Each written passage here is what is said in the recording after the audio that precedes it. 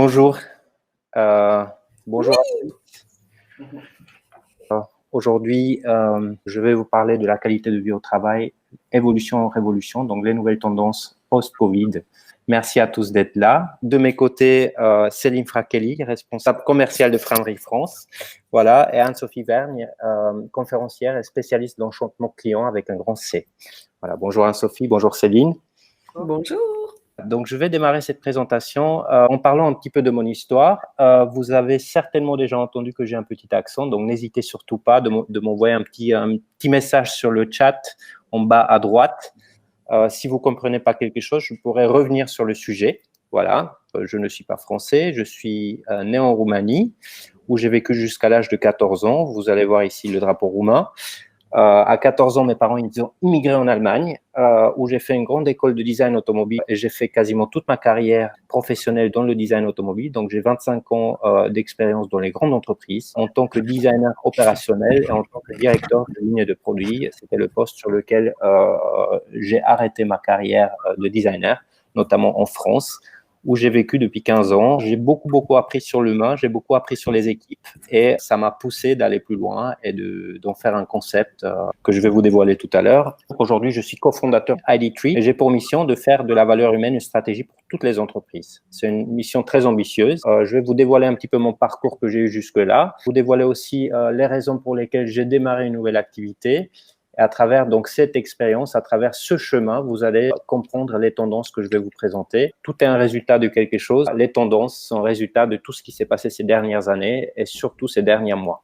Donc, je vais vous parler de mon expérience avant ID3, donc en tant que designer et directeur dans le milieu automobile, avec ID3, avant Covid et avec ID3 après Covid. On va arriver sur les tendances après. Je vous ai invité à participer à un questionnaire sur la façon dont vous avez vécu le télétravail. Voilà. Et donc, on va regarder ces résultats ensemble parce que ces résultats seront également déterminants pour les tendances que je vais vous dévoiler juste après. Sur l'écran, en ce moment, 3 voitures. Ce sont 3 voitures, 3 Peugeot. Ces 3 voitures ont été très importantes parce que Peugeot, c'était du jamais vu jusque-là, a sorti en 7 ans 3 voitures de l'année. Comment c'était possible? C'était possible parce que Peugeot a décidé d'avoir une stratégie qui est très portante sur l'humain et en fait sur le bien-être. Le bien-être a fait que j'ai vécu la meilleure expérience professionnelle de ma vie. Je n'ai jamais connu, dans ces 25 ans de carrière, une meilleure expérience professionnelle au niveau humain. C'est un détail qui est très important parce que cette expérience humaine et ce succès au niveau humain qu'on a tous vécu ensemble dans une équipe de choc a fait que les résultats ont été associés et liés. Voilà, et ces résultats-là ont été vraiment incroyables. Et ça a été un élément déclencheur pour moi. Donc, le bien-être, que j'appelle le BAT, le bien-être au travail, a été déclencheur dans cette réussite d'une entreprise, à côté de l'agilité, à côté de la performance, évidemment. Voilà, mais cette entreprise est tenue par l'humain. Le bien-être au travail, c'est un terme qui, pour beaucoup d'entre nous, est un petit peu flou. Donc, je préfère ne pas parler de bien-être au travail, mais je préfère parler de qualité de vie au travail. C'est un terme qui est vraiment plus cadré en France par 2 lois. Ce sont les lois Annie et la loi Rebsamen, qui disent qu'en fait, toutes les entreprises qui ont plus de 50 salariés ont une obligation de mener des négociations annuelles qui sont obligatoires ou de mettre en place un accord QVT. Quel intérêt pour la qualité de vie au travail, en plus du plaisir, de l'épanouissement professionnel qu'on peut retrouver, l'engagement du travail et gain de performance et d'innovation. La qualité de vie au travail élimine également les failles dans les organisations, permet aux entreprises de mieux répondre aux défis quotidiens et permet aux collaborateurs d'avoir plus de fluidité et plus de plaisir dans leur activité. Quelques chiffres de l'université de Harvard, de Gallup, de IBET, de Ipsos, que je vais vous laisser découvrir sur les slides suivants. Donc, un salarié heureux, il est 31 fois plus productif, 6 fois plus engagé, 55 fois plus créatif, 9 fois plus loyal et 6 fois moins absent. Après, il y en a plein d'autres chiffres qui s'associent à ça. Voilà, je vais vous laisser les découvrir au fur et à mesure. Ils vont s'afficher sur l'écran. Je ne vais pas vous les dévoiler en détail, en tout cas, mais on sait très bien qu'en fait, les gens qui sont épanouis au travail fonctionnent mieux dans une organisation et on sait que le résultat d'une entreprise, le chiffre d'affaires d'une entreprise y est associé clairement. Aujourd'hui, on est tous passés en télétravail. Donc, quel intérêt pour le télétravail, en plus de la sécurité qu'on a retrouvée pendant la phase Covid, donc de rester chez nous. Le télétravail a un avantage du temps, donc on peut économiser le temps de trajet, on peut être beaucoup plus flexible et autonome dans son travail si le système y suit, donc si l'organisation nous donne cette autonomie, et si l'organisation grandit avec nous dans ces principes d'autonomie et de flexibilité.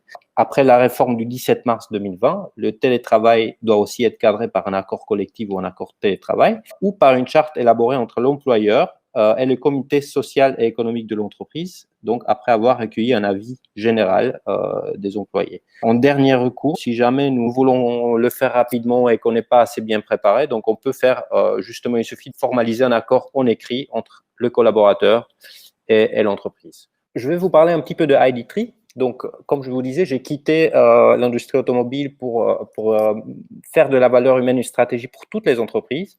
Comment réussir cette mission? Ça a démarré par une feuille blanche. Nous avons eu l'idée de développer une app qui donne la parole, une app qui permet de mesurer et analyser les résultats recueillis de vos collaborateurs et équipe par équipe et en temps direct. Et une app qui permet de mieux accompagner parce que si on connaît les besoins précis de chacune des équipes qu'on a à bord de notre organisation, on peut mieux réagir et on peut mieux les accompagner. C'était un grand challenge de trouver l'équipe et apprendre les compétences en fait pour construire tout ce projet. Et 2 ans plus tard, avec beaucoup de chance et beaucoup de travail, nous avons réussi d'avoir quelques grands clients en fait qui nous ont fait confiance dans cette démarche. Et c'était exactement au moment où on est tous passés en télétravail, confinés à la maison. Le télétravail était jusqu'à ce moment-là acquis à 3% en France. 3% de la population active était en télétravail à ce moment-là. Et du jour au lendemain, il était généralisé. Donc, pour quasiment tout le monde,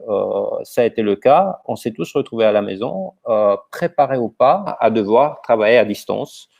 Parfois sans avoir les outils nécessaires, parfois sans avoir les formations nécessaires pour y faire face. Aujourd'hui, donc après le confinement, le télétravail il est à 20% et en hausse. Et on a appris une chose très importante pendant ce confinement, c'est que 62% de métiers pourraient se faire à distance. Le travail en équipe, il a souffert, le management aussi, les réunions, l'économie, les outils, et plus important que tout, le lien social, il a été brisé, quasiment du jour au lendemain.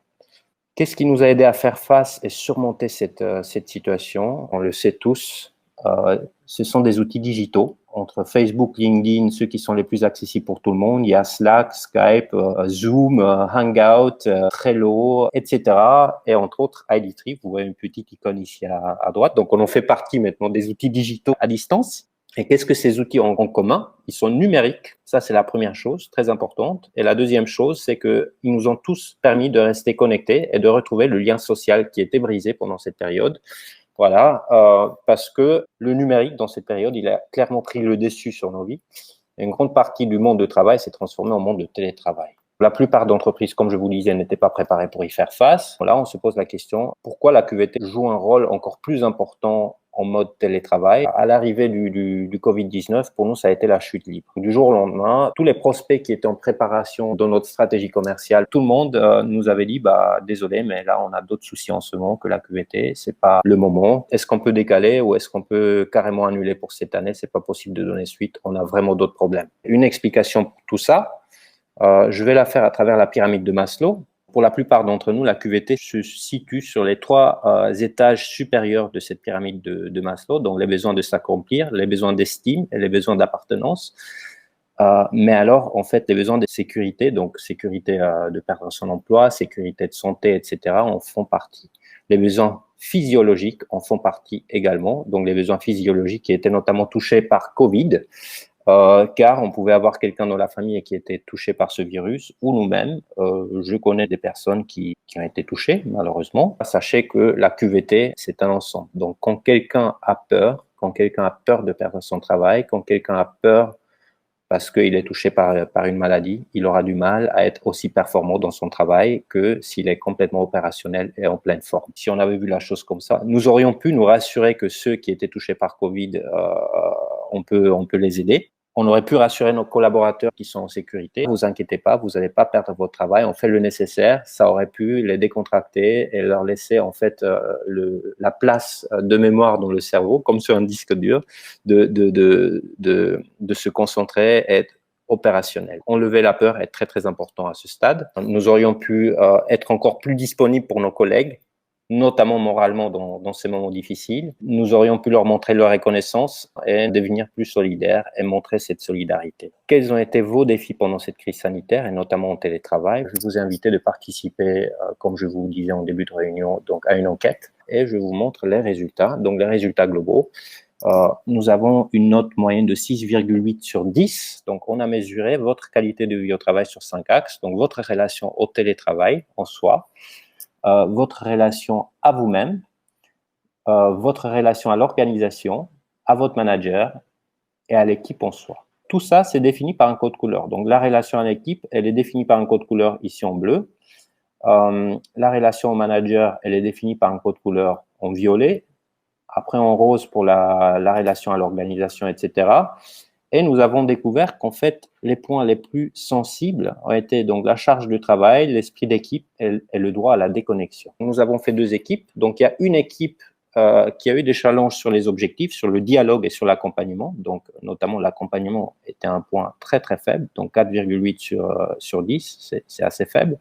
Sachant que peut-être qu'il y avait des managers qui étaient débordés en mode télétravail, qu'il y avait parfois des managers qui étaient en surcontrôle, ce qui stresse aussi les gens, ou des managers qui étaient complètement absents. Donc les 2 cas existent dans un cas de situation d'alerte comme celle qu'on a vécue. Et le dialogue, évidemment, du jour au lendemain, on est coupé de nos collègues. Est-ce que il y avait des moyens qui étaient mis en place pour rester en contact, donc notamment des Skype, ou même en plus d'avoir les outils techniques, est-ce qu'on avait des rituels en fait, qui nous permettait de nous revoir et de communiquer.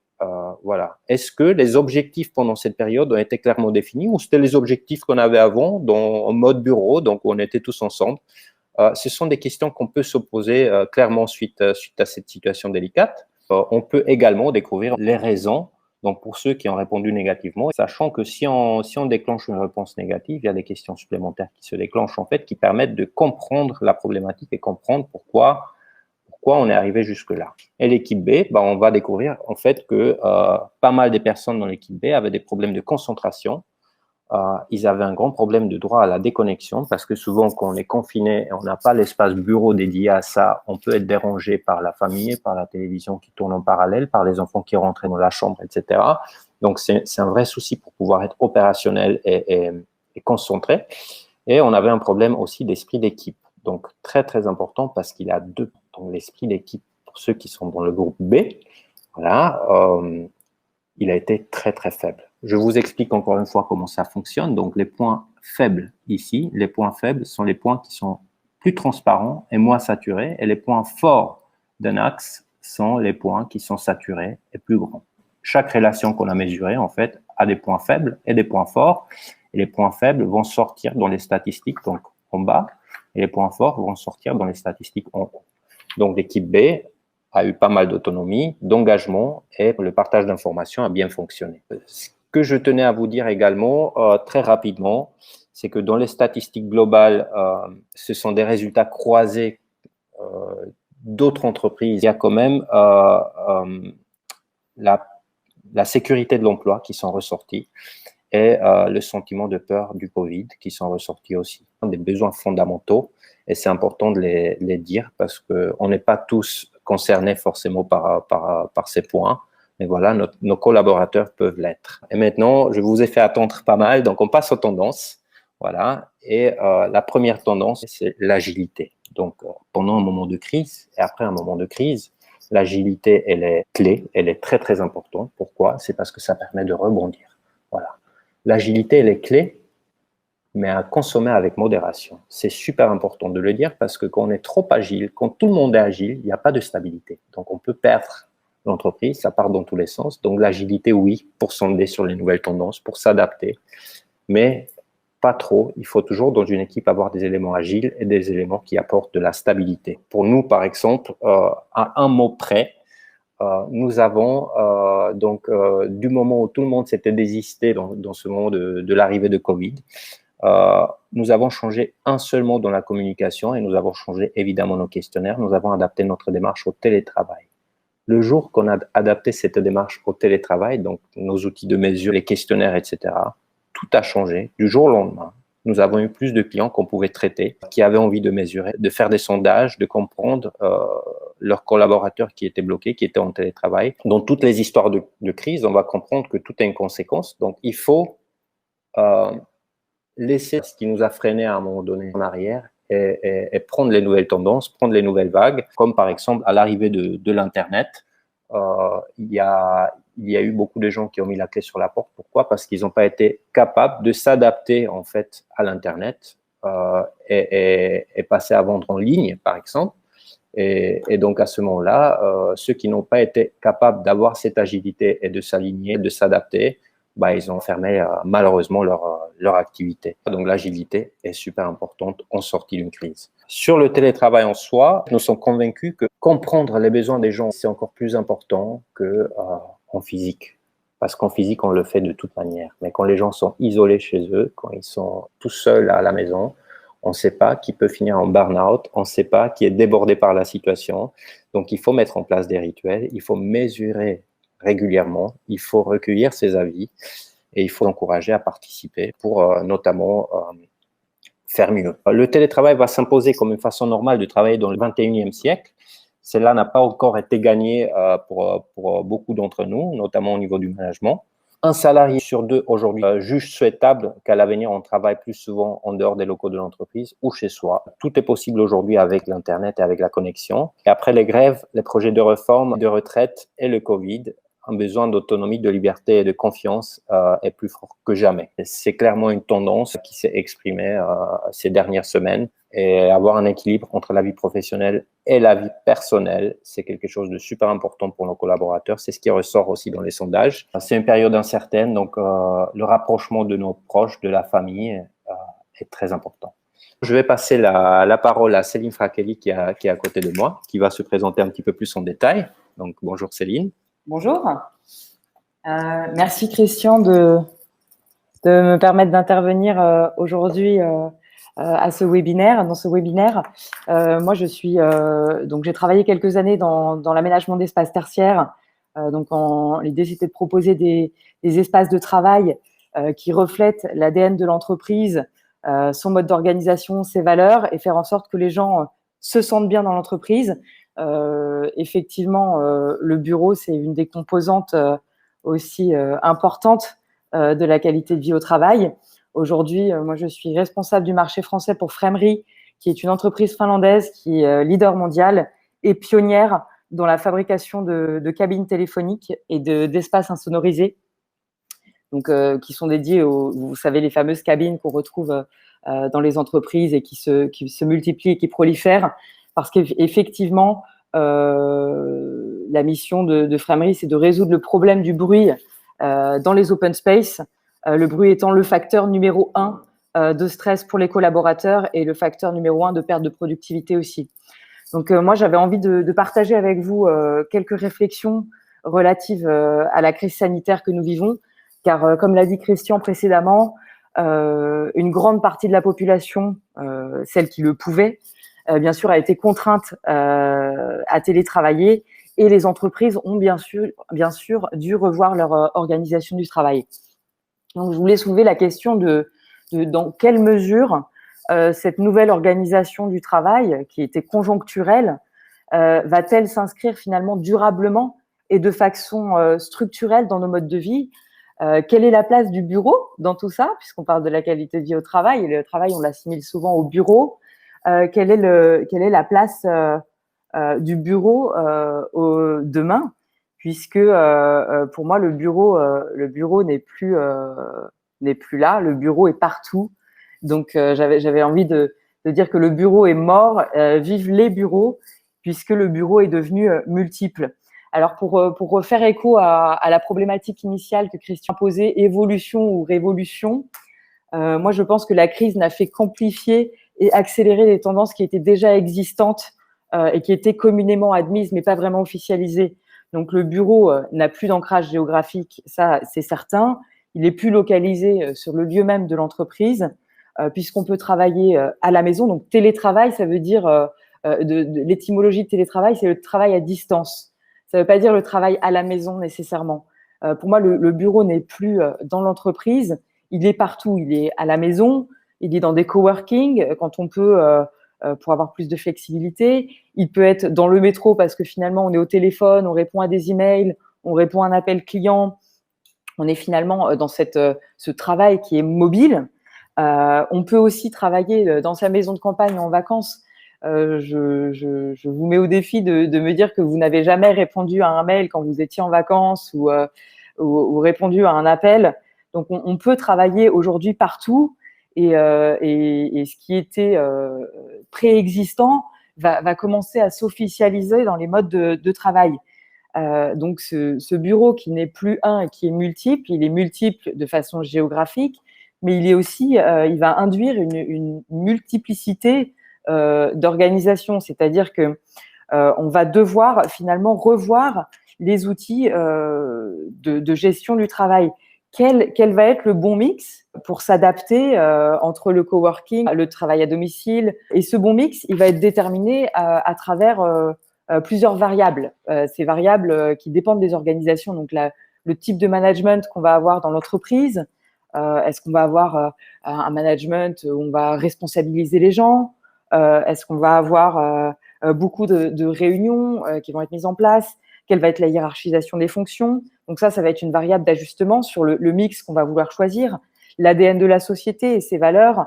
Est-ce qu'on est dans une entreprise familiale, traditionnelle, qui préfère plus voir les gens, les avoir en présentiel? Quel secteur d'activité vont pouvoir justement combiner ce mix? Si on est dans le retail, dans les boutiques par exemple, on va certes pas pouvoir télétravailler. Quelles vont être ces différentes variables d'ajustement?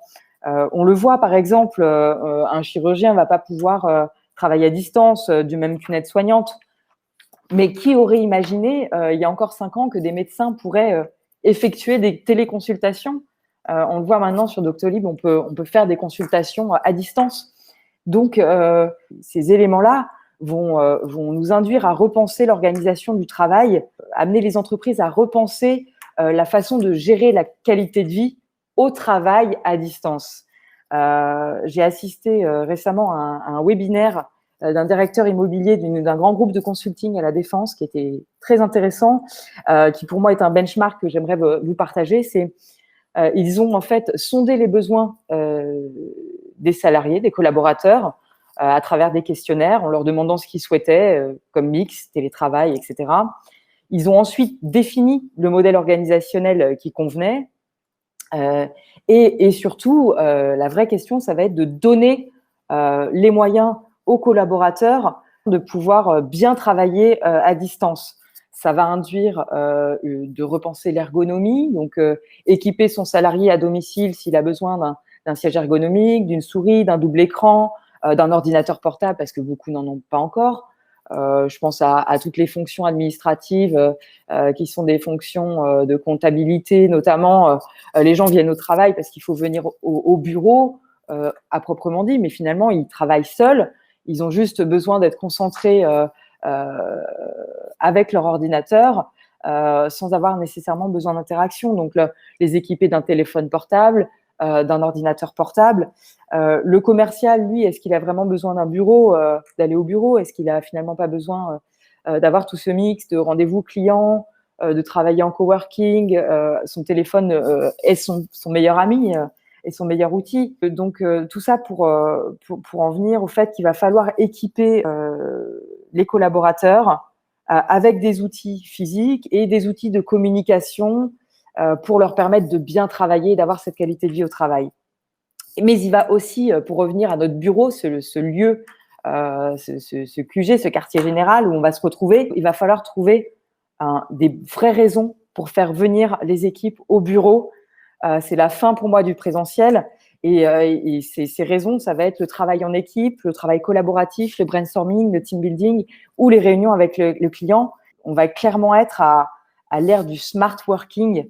Donc, le véritable enjeu va être de trouver ce nouvel équilibre au sein de chaque entreprise, ce vrai mix entre le bureau, le coworking, la maison, qui permettra de satisfaire les collaborateurs tout en optimisant leur activité et leur qualité de vie au travail.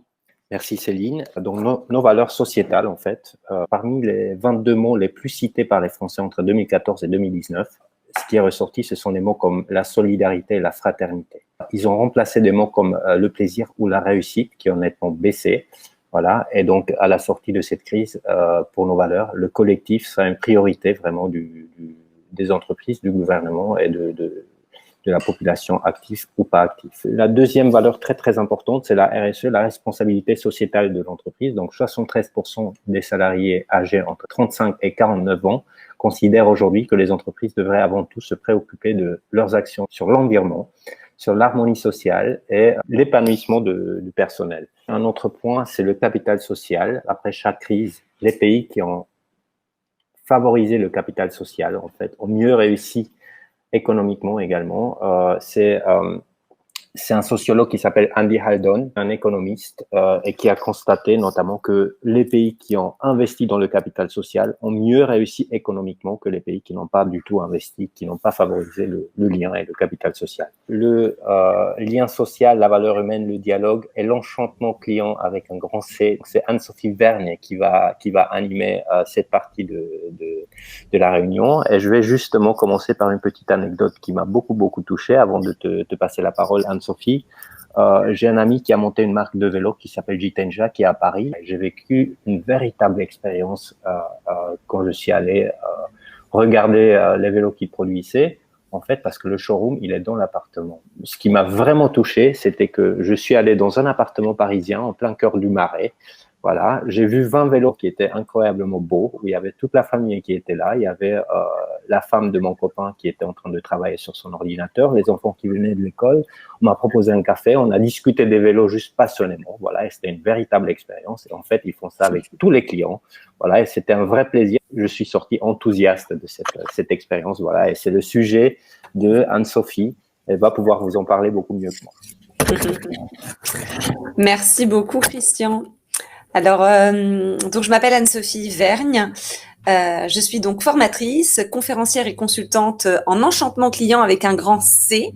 Mon parcours, en fait, j'ai travaillé 15 ans dans l'hôtellerie, dans l'événementiel, puis dans l'expérience client. Et puis, j'avais pour motto, en fait, j'ai toujours eu pour motto pendant ces 15 années un mot qui était enchanter le client, c'est-à-dire plus que le satisfaire. Je vous rappelle que satisfaire le client, c'est finalement répondre à ses attentes, tout simplement. Répondre aux attentes du client. Donc, quand on veut avoir une ambition de service et dépasser juste les attentes, on a finalement pour ambition d'enchanter le client. Donc, un mot qui est peu connu, une notion qui fait un peu appel au merveilleux, mais finalement, c'est bien l'objet de beaucoup de marques qui veulent, bien au-delà de satisfaire, ce qu'elles veulent, c'est enchanter.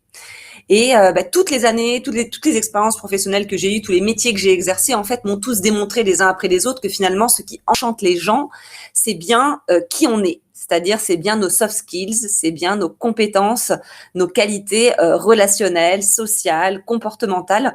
C'est bien ça qui fait la différence et qui fait qu'on sort d'une boutique, qu'on sort d'un endroit enchanté par peut-être le lieu par lequel on a été, mais finalement les gens qu'on y a rencontrés. Et c'est la raison en fait pour laquelle je suis devenue indépendante, parce que me concentrer purement sur l'expérience client, je trouvais ça trop étroit. Et j'ai toujours eu en fait pour conviction que le premier client de l'entreprise, c'est celui qui passe la porte tous les matins de sa propre entreprise. Donc en fait, le collaborateur à mes yeux est le premier client de sa propre entreprise.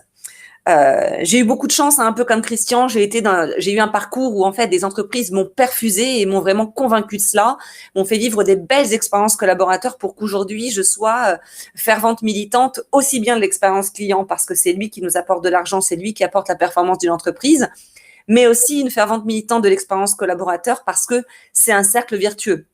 Il y a vraiment des clients, des collaborateurs heureux font des clients heureux. C'est vraiment une vérité de la palisse, j'ai envie de dire, mais encore beaucoup d'entreprises n'ont pas conscience de ça. C'est-à-dire qu'on parle de qualité de vie au travail, on associe trop souvent des images un peu accessoires, maquillage, où on se dit oui, la QVT, c'est un peu des trucs perchés, on va mettre du yoga, on va mettre des corbeilles de fruits, on va servir du café, et puis ça ira bien.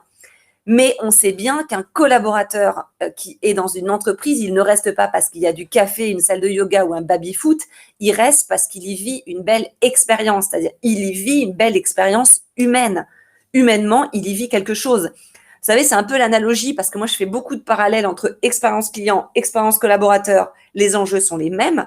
Il y a une analogie qui est très simple et qui finalement dit qu'est-ce qui se passe quand un humain rencontre un humain. C'est-à-dire, aujourd'hui, si c'est pas pour vivre une expérience humaine et relationnelle, pourquoi je vais dans une boutique? À ce moment-là, je commande sur Internet, je me fais livrer. Je pense que c'est la même chose en entreprise, c'est-à-dire que finalement, aujourd'hui, si c'est pas pour vivre une expérience humaine et relationnelle avec mes équipes, avec mes collègues, avec mon manager, dans ce cas-là, pourquoi je viens? Pourquoi je travaille pas à la maison? Parce que finalement, on se rend compte que venir dans l'entreprise, venir sur son lieu de travail, ça n'a de sens que s'il y a du lien social. Et je rejoins Céline là-dessus, c'est-à-dire qu'aujourd'hui, est-ce que quand je viens en entreprise, l'idée, c'est vraiment d'être derrière mon bureau, parce que chez moi, c'est ce que je fais déjà, hein, je suis déjà derrière mon bureau. Donc, ça veut dire que quand je viens en entreprise, probablement, et c'est là en fait que c'est une tendance, parce que c'est vrai que le lien social est une tendance, on se dit waouh, si le lien social est une tendance, eh ben au secours, quoi, c'est une vérité de la palisse, le lien social, c'est quand même ce qui nous construit. Mais néanmoins, oui, il y a une nouvelle manière de voir le lien social, je pense, en entreprise, parce que peut-être que les environnements de travail, peut-être que l'environnement dans lequel j'évolue, oui, va évoluer à l'image de justement de PSA et du directeur des ressources humaines qui, il n'y a pas longtemps, annonce que aujourd'hui, 80% de leurs équipes sont en télétravail et qui vont leur demander de venir peut-être un jour par semaine en présentiel et d'être en temps partagé, c'est-à-dire du temps chez soi et puis du temps en entreprise. Mais quand on vient en entreprise, c'est pas pour allumer son ordinateur et c'est pas pour faire ce qu'on fait déjà très bien à la maison. Quand on vient en entreprise, c'est pour échanger entre nous, c'est pour se faire du feedback, c'est pour se parler, c'est pour se dire les difficultés qu'on rencontre, les craintes qu'on peut avoir. C'est donc libérer, d'après moi, une forme d'intelligence émotionnelle. Vous savez, aujourd'hui, versus intelligence artificielle, on se dit, voilà, aujourd'hui, le digital prend beaucoup de place, l'intelligence artificielle prend beaucoup de place, beaucoup de métiers peuvent être remplacés par des robots. Le seul endroit où on ne peut pas remplacer l'homme par un robot, c'est quand il y a vraiment du sens, c'est-à-dire quand il y a vraiment un humain qui est là, qui contribue et qui a du sens dans ce qu'il fait.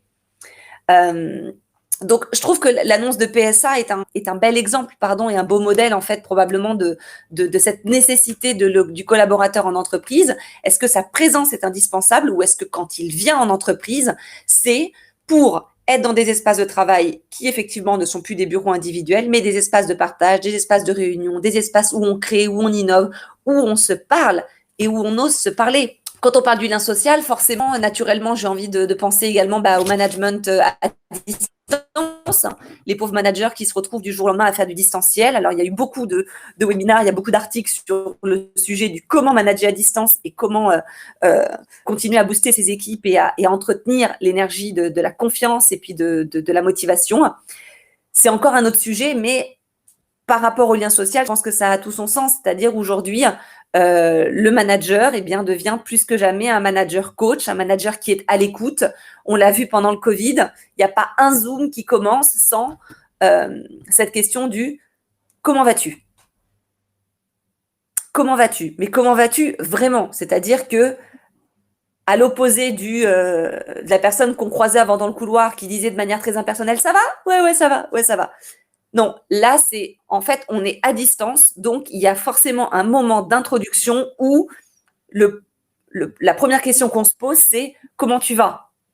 Et finalement, dans qualité de vie au travail, il y a un petit côté peut-être un peu santé là-dedans, parce que en fait, dans le lien social, je pense qu'aujourd'hui, il y a ce côté, ta santé psychique, ta santé psychologique, ta santé familiale m'intéresse. Comme je suis pas là, je suis pas proche de toi, j'ai besoin de savoir si tu vas bien, dans quel état d'esprit tu es. Est-ce que je peux t'aider? Est-ce que je peux t'apporter une écoute? Est-ce que tu veux m'expliquer la difficulté que tu as rencontrée et que j'essaye de trouver une solution avec toi, même si je suis à distance? Le lien social, en fait, je pense que c'est vraiment un très large sujet, hein, donc je pourrais en parler comme ça pendant des heures. En revanche, c'est vrai que le fait de l'associer à une tendance, c'est vraiment de se dire, en fait, plus que jamais, il va falloir mettre l'humain au cœur du sujet. Et moi qui ai beaucoup évolué dans le domaine de l'expérience client, il y avait tout le temps cette expression qui me sortait par les trous de nez, qui consistait à dire L'expérience client consiste à remettre l'humain au cœur du sujet. Mais si c'est remettre l'humain au cœur du sujet, ça veut dire que si on dit remettre, il n'y était pas. Donc, qu'est-ce qui était au cœur du sujet? Qu'est-ce qui était au cœur des priorités?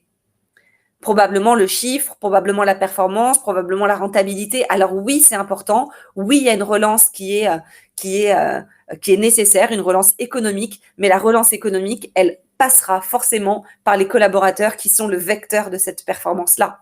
Donc, il y a vraiment un besoin plus que jamais de nourrir le degré de conviction des équipes. Le Covid a beaucoup interrogé, beaucoup de gens qui s'interrogent sur le sens de leur boulot, l'utilité de leur travail, qu'est-ce que je fais, à quoi je contribue. L'entreprise est là pour aussi rassurer les collaborateurs, être transparent avec les collaborateurs et leur dire voilà à quoi tu contribues. Merci pour ton travail, merci pour ton investissement, merci pour ces conditions qui sont nouvelles et avec lesquelles tu t'adaptes.